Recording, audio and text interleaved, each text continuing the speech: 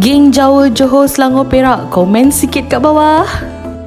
Hai semua, ramai ingat susah nak buat punten, tapi sebenarnya senang je. Jom kita semak.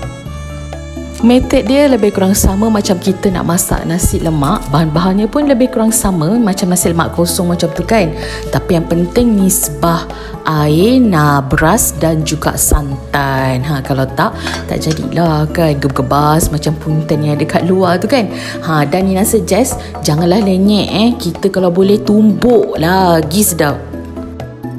Lepas dah siap kan, bolehlah plating. Makan pula dengan sambal hijau. Okey, versi sambal hijau ni anda boleh semak di video panjang Nina tengah hari nanti. Okey, yuk mangan.